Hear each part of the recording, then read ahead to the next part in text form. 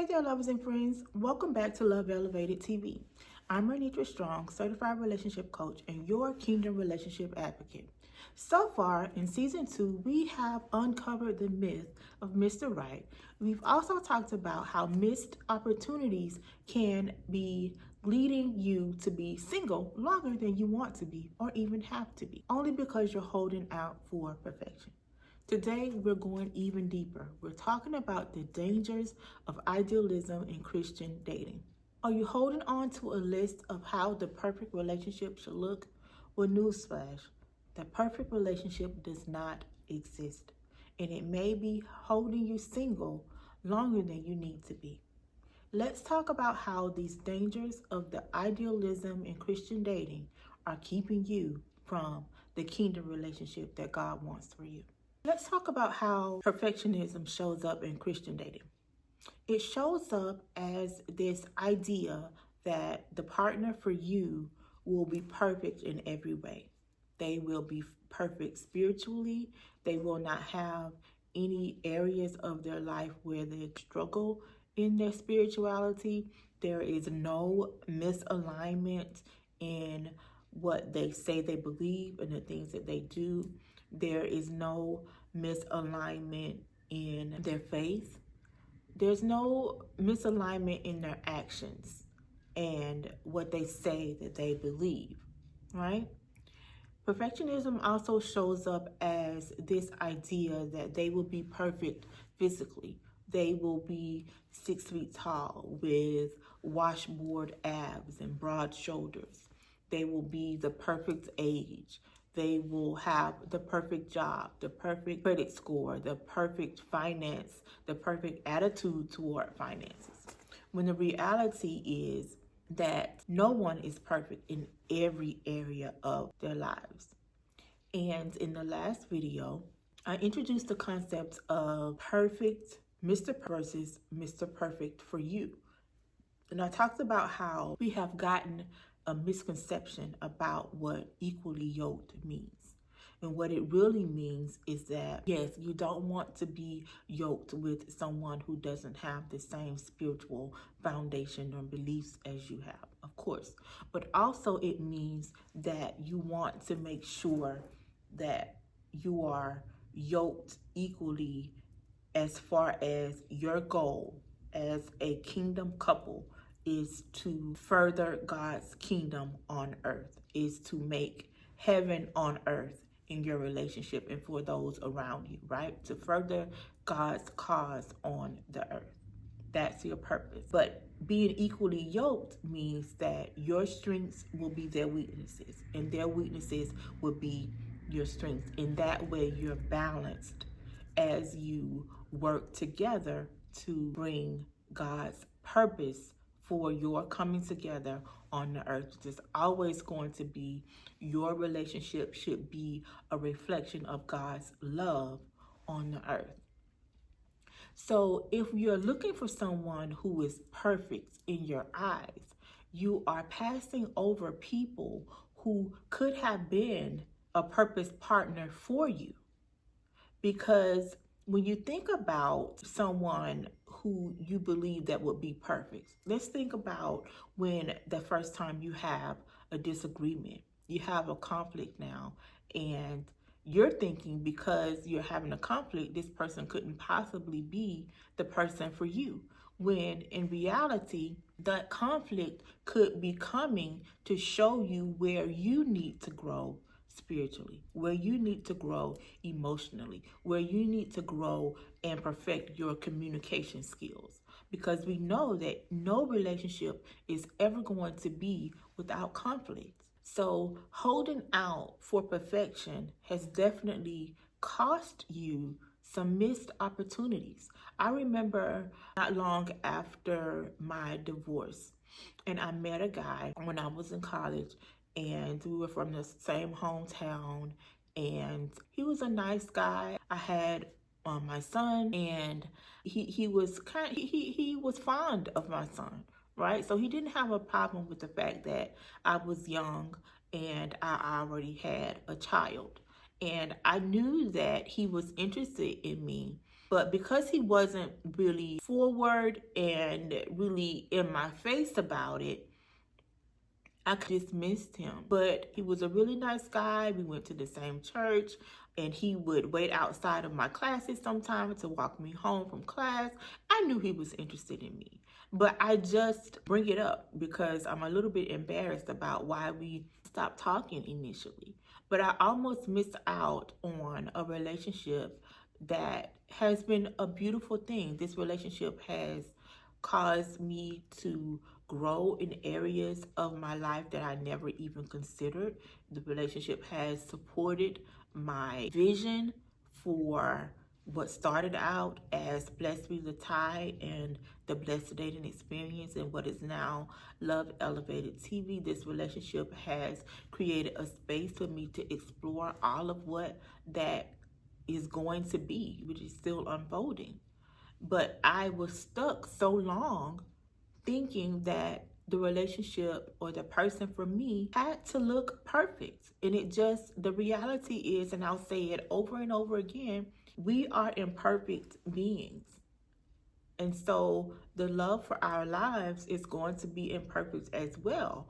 But if we put in the work, we can create a love that is perfect for us. Having this mindset about the perfect mate can create undue pressure on both people. When you ever been in a situation where you almost felt like you were walking on eggshells because whatever happened, you knew that this person was going to just blow up and it was going to be even the most menial thing could be blown up into this mountain.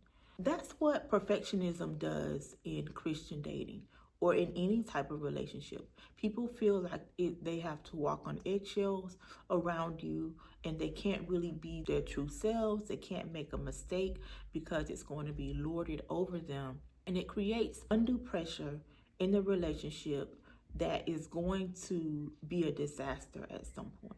When I think about the mindset of perfectionism and the impact that it has on Christian relationships, I often reflect back on my childhood and how I felt even as a really little girl that I had to walk on eggshells around the adults in my life, my parents.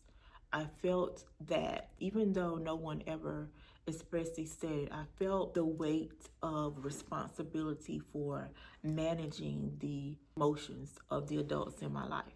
So I would have to, even before my feet hit the floor in the morning, I could sense the mood in the air and I could adjust myself to that mood. If my parents were in a good mood, then I could be my normal self.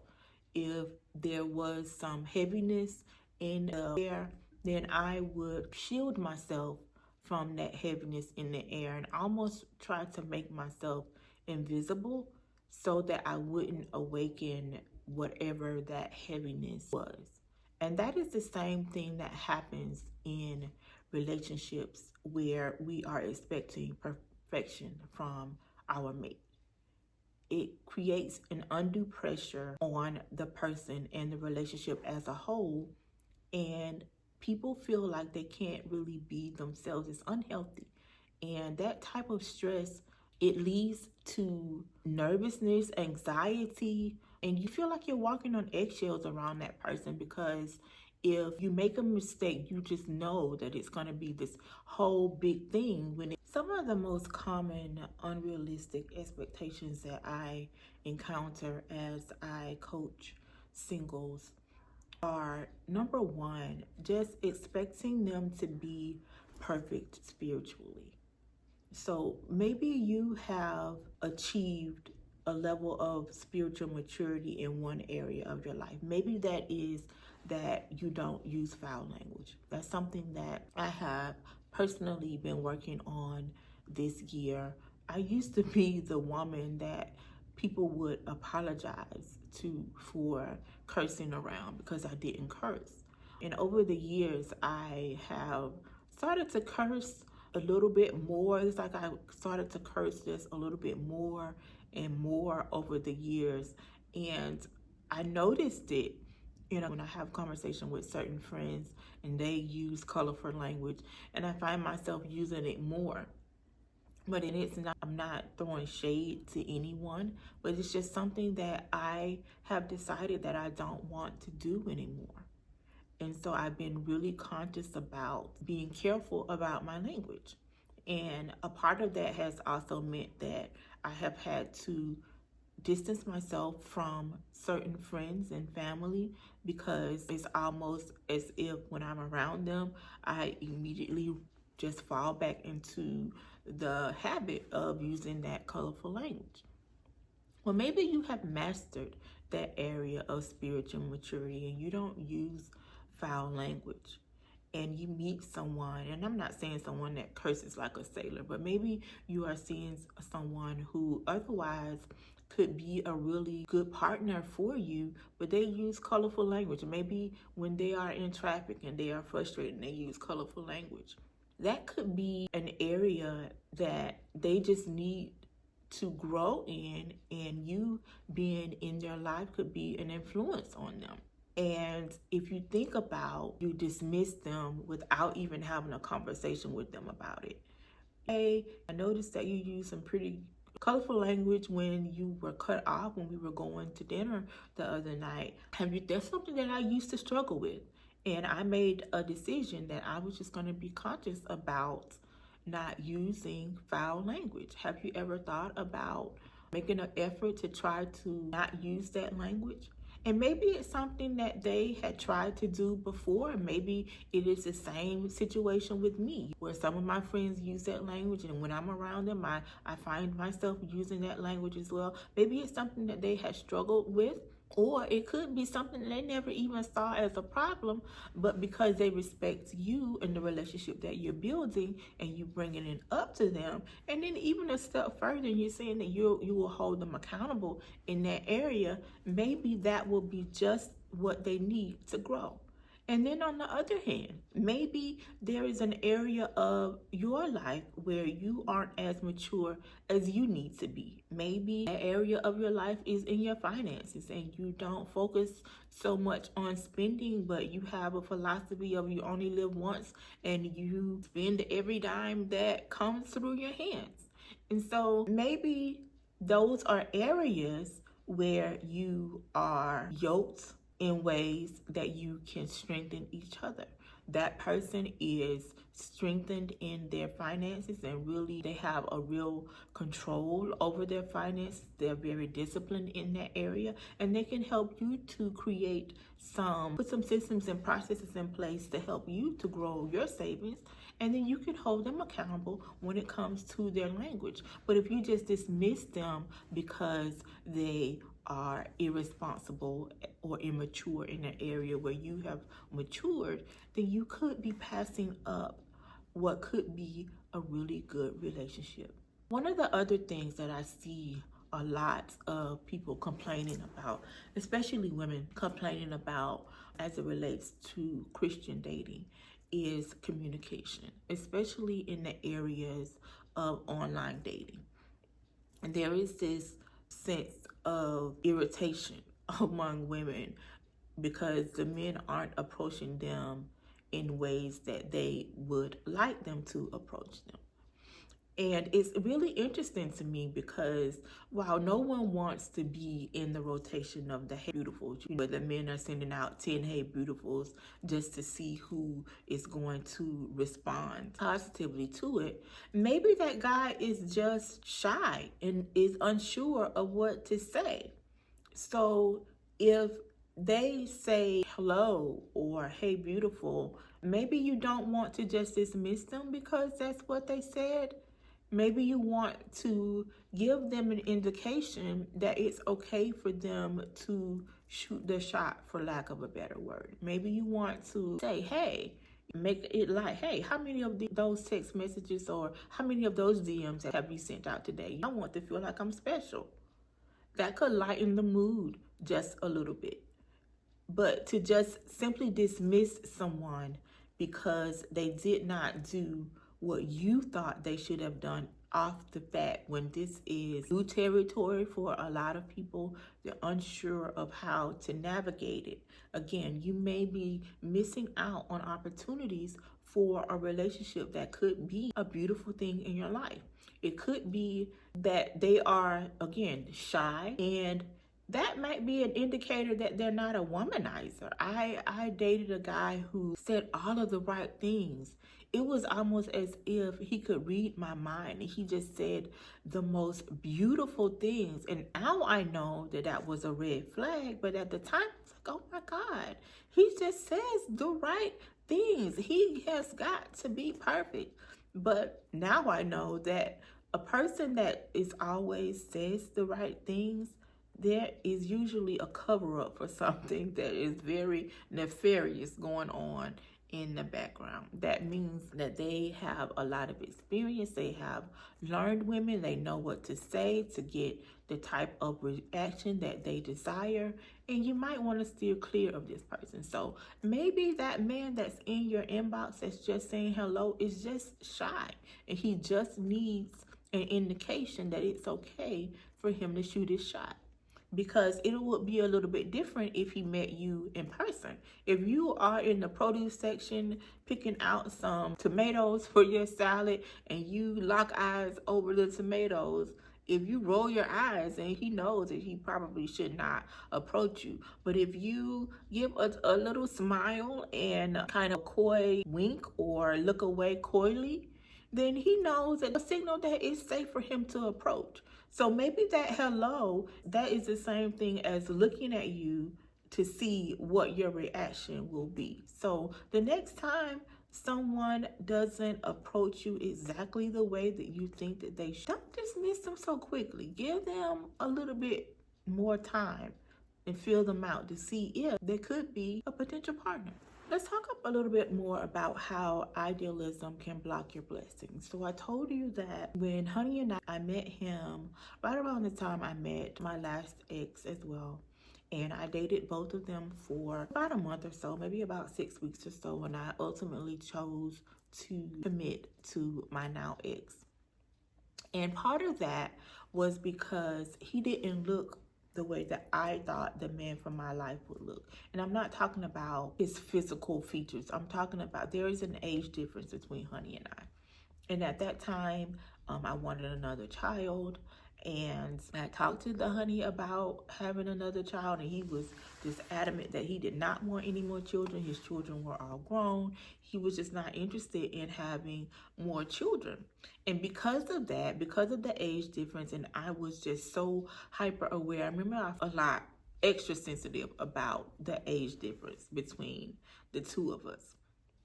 But over time, when we started to spend time together, I liked him as a person. So many of our values lined up. I was able to talk to him about things that was going on at work. And because of his management background, he was able to give me some advice about how to navigate different situations.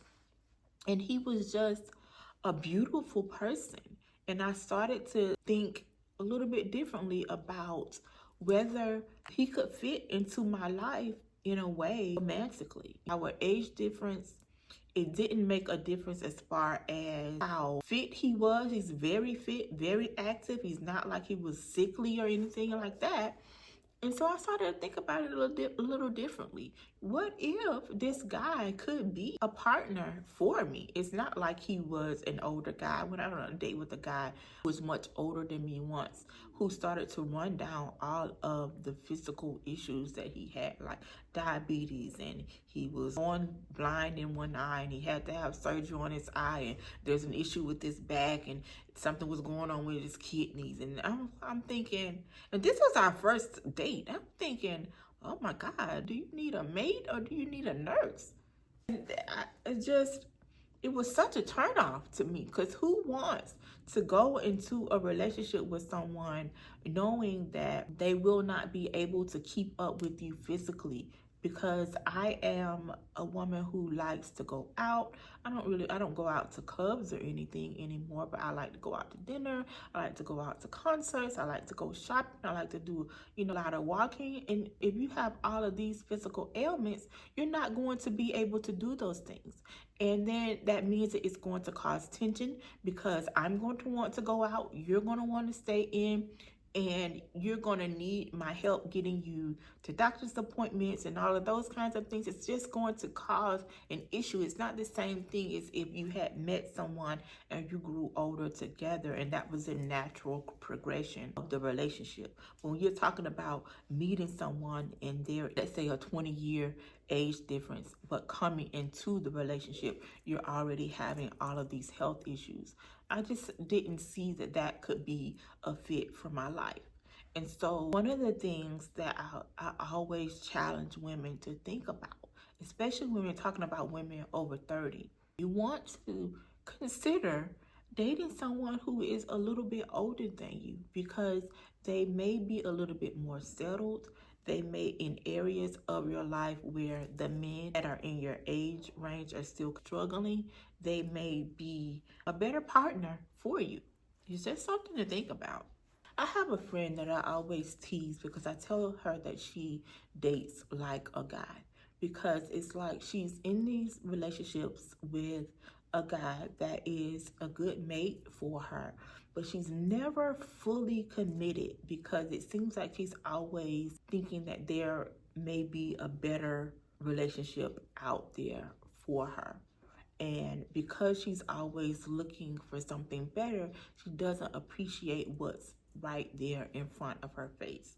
And I would never tell anyone to settle for a relationship that does not fulfill your wants and needs. I would never tell you to settle into a relationship where a person has a list of things that you said you were not willing to negotiate on. If you have followed me for any amount of time, you know that when I decided to date intentionally, one of the things that was really important to me was that I did not entertain any guys that had children that were younger than my youngest daughter. And at that time, my daughter was about 12 or 13. I just did not have a desire to be with a man that had a younger child. That meant that I was going to potentially have to interact with the child's mother. I wasn't interested in baby mama drama.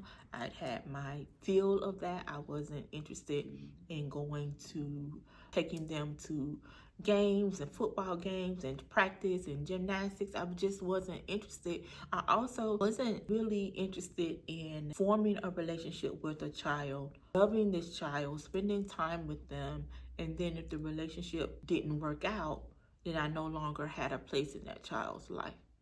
And so I would never suggest that you be in a relationship with someone who is a red flag to you, because I would consider anything that's my non-negotiable being a red flag. Because if you dismiss that thing that you definitely said that you did not want, in the end, it's going to be one of the things that's going to cause the most issues in a relationship.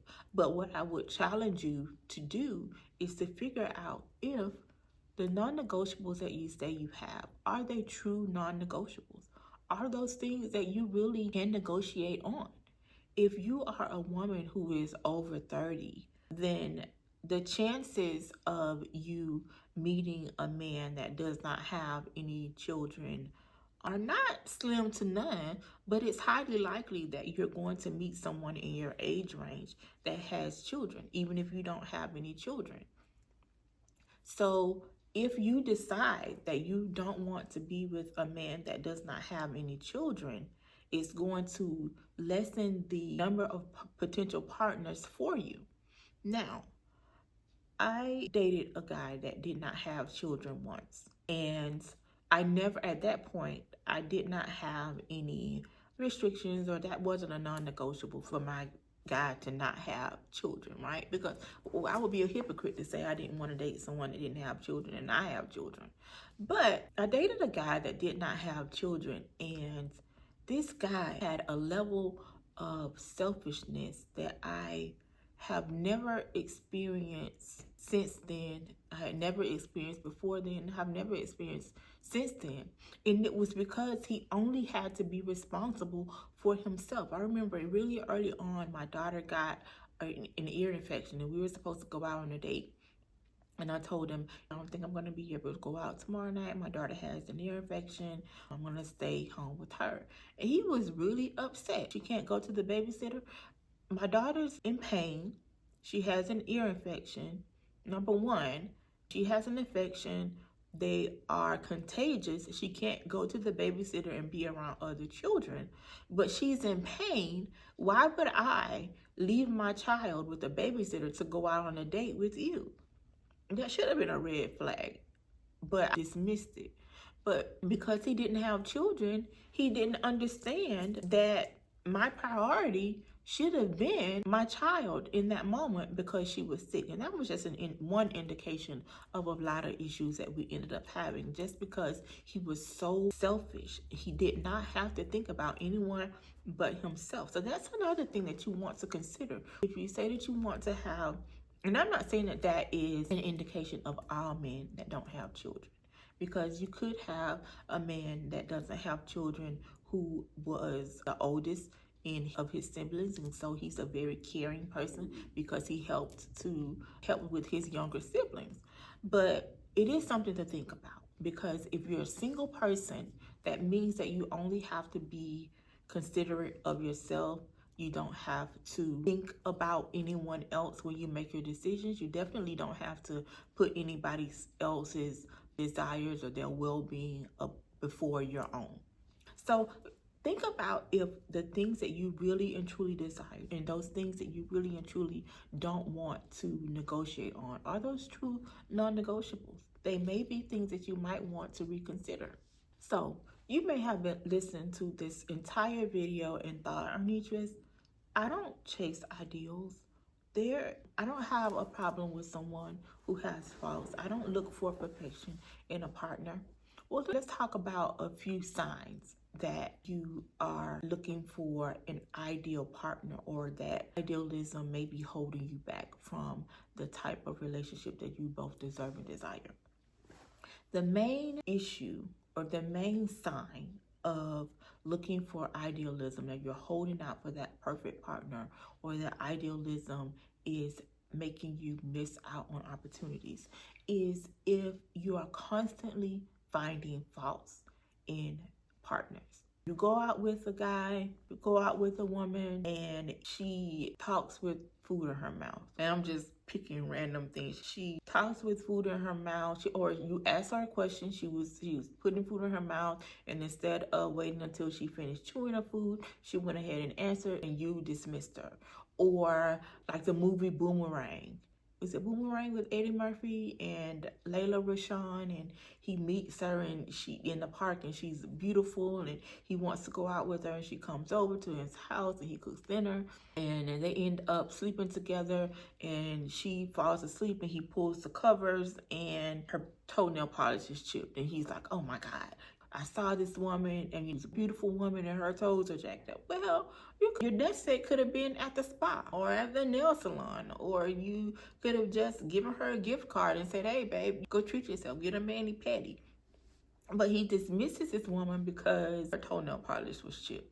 Maybe she gets her pedicures once a month or every 2 weeks, and she was going to get them done in a couple of days or the next week. Or maybe it wasn't her plan to sleep with him that night and she hadn't gotten a pedicure, but he dismisses her for that. I hear so many women and men dismissing what could be really good potential partners for things that are so superficial or that could easily be worked on. But because if you are constantly finding faults, you're meeting people, you're going out on dates, but if you're constantly finding fault in these people, then you may be suffering from idealism. If you are just biding your time with the people that you are seeing, but you're constantly thinking about this perfect person that's somewhere out there on the horizon, then you may be dealing with idealism. I dated a guy once he was a really nice guy. Not someone that initially, he wasn't my type initially, But after having a couple of conversations with him, I was like, oh, he's not too bad. We shared some values. We had both been married. We both had children. He was a nice guy. And we went out for several months, almost probably a year maybe. We went out. But after we had gone out a couple of times, we had fallen into a routine. We were seeing each other. We had our date nights or whatever. And we had a routine of we would talk every morning on my way to work. We would talk at lunch and we would talk in the evening. And after we had been seeing each other for a few months, he told me, he just randomly said, I don't want a relationship. And I said, what? Oh, no, I didn't know that. He said, but I told you I didn't want a relationship. And I knew that he didn't tell me that he did not want a relationship, because if he had told me that he did not want a relationship, then the way that I would have moved in that scenario would have been very different. But I was a little confused because we were doing all of the things that people in relationships do. We had our regular date nights. We were talking every day, every morning, every day at lunch. And in the evening before I went to bed, we were talking. And he had been around with my friends. And it was really odd. And what I learned and so I pulled back. After he told me I don't want a relationship, I pulled back. That morning, he told me that on my way to work that morning, I didn't call him at lunch that day. And so I didn't call him. I think I had an hour lunch. I'm not sure. Hour, 30 minutes, or every minute, however long. I always went to lunch at the same time, and I didn't call him. And so, of course, he noticed that I did not call him on my lunch break. And when I got back to work, I had a message that I had a missed call from him. Now, he knew where I worked and what the general area of where I worked, but I hadn't told him, I hadn't given him the phone number. So he had to look up the phone number, and now it seems kind of odd, kind of a red flag. But I remember my coworkers like, oh my God, who is that? Some guy I've been seeing or whatever. I was really nonchalant about it because he told me that he didn't want a relationship. And so that meant that I was going to be moving differently in that, for lack of a better word, relationship. I was going to be moving different. And so he called me because he realized that I was pulling back. I was going to be moving differently. And that was his way of reeling me back in. But he did not want a relationship. And for whatever reason, maybe there was something in me that he noticed that it was a turnoff for him. I wasn't perfect, and I could not be. He didn't deem me to be someone that he would commit to, which is perfectly fine. We're adults. You decide that you don't see me as someone that you would commit to. That's fine. You told me that you didn't want a relationship. That's fine. And so that means that I'm free to move however it is that I see fit to move, because I wanted a relationship. Well, not long after we ended up parting ways, and it wasn't like we had a disagreement or anything like that. It was just faded away. It was a slow fade kind of thing. And we had mutual friends, and so we ended up being at some sort of gathering together, and we had a conversation, and he told me that he had a girlfriend. And it wasn't long after we had stopped seeing each other. He had a girlfriend, and things were going well with them or whatever. And it was interesting. I was like, wow, well, that's different. He said you didn't want a relationship. And he was like, well, and that's when I learned something that was very important for me to learn, was that sometimes when people say they don't want a relationship, what they really mean is that they don't see themselves in a relationship with you, which is fine. The only problem that I have is that if you don't want a relationship, then you don't do the things that people in relationships do. You make that clear up front so that everyone can make the best decision for themselves. So I think about that interaction often, because it really felt like he was looking for perfection. He would pick apart things that I would say sometimes, or really, it was almost like I was on an interview.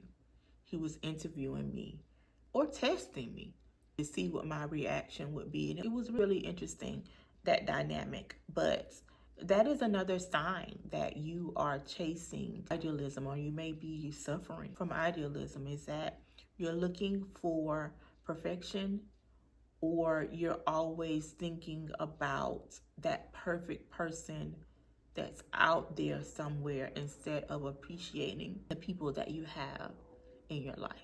And so that's all I have.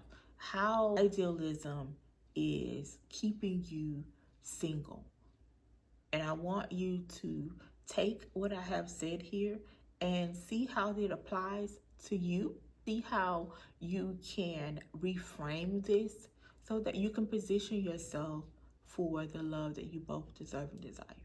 Okay? And remember, when you elevate your love, you elevate your life. I'll see you in the next video.